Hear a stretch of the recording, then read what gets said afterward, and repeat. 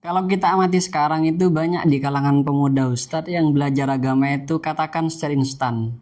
Bisa lewat YouTube, bisa lewat media-media yang lain, belajar pesantren kilat pun 1 bulan sudah menjadi pendakwah. Apakah hal ini dapat dibenarkan dalam pandangan agama? Kalau masalah dibenarkan atau tidaknya lo ngaji. Yang penting satu, lihat dulu yang ngaji itu siapa. Harus ngerti dulu, karena inna hadzal ilma dinun, kan begitu kan. Fanduru amman ta'khuduna dinakum. Ilmu ini agama.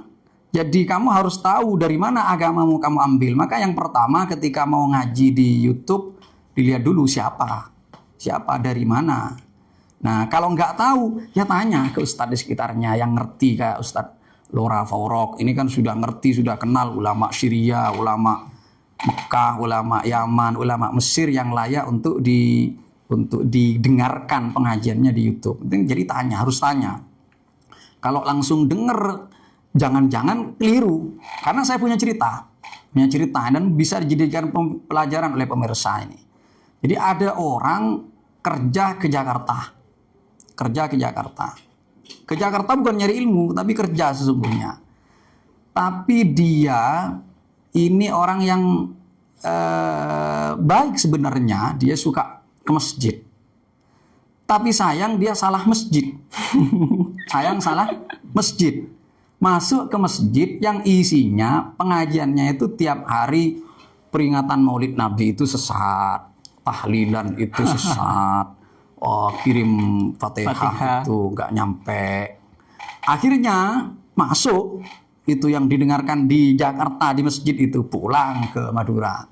Setelah pulang ke Madura, semua amaliyah tradisi yang ada di masyarakatnya itu dia bilang sesat.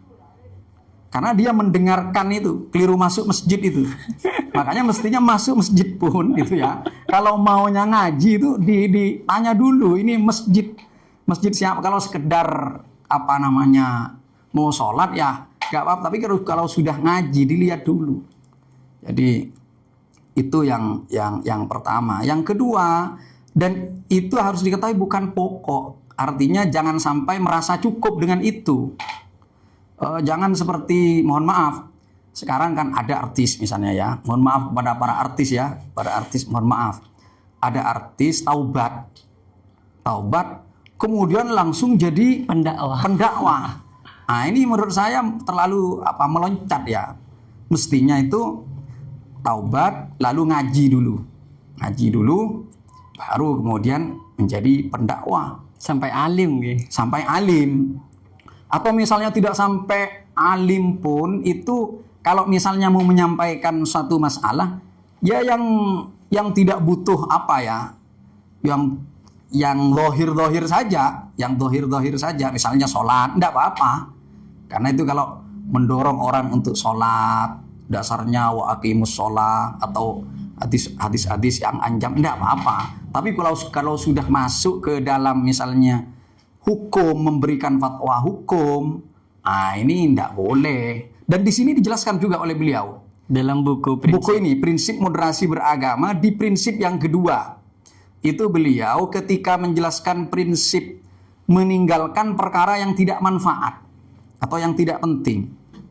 Ketika menguraikan itu, beliau mengatakan termasuk itu adalah kita ikut terlibat atau komentar di dalam hal yang bukan keahlian kita.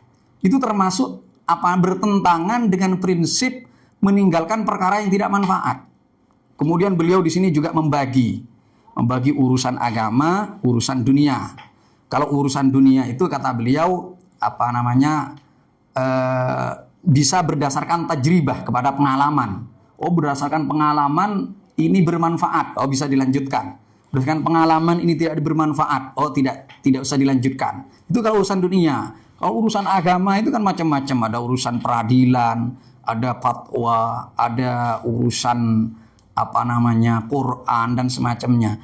Ini semua boleh berbicara masalah ini adalah orang-orang yang memang betul-betul punya keahlian. Kalau tidak punya keahlian kemudian masuk ke situ, berarti bertentangan dengan prinsip moderasi beragama yang kedua, itu adalah meninggalkan perkara yang tidak penting.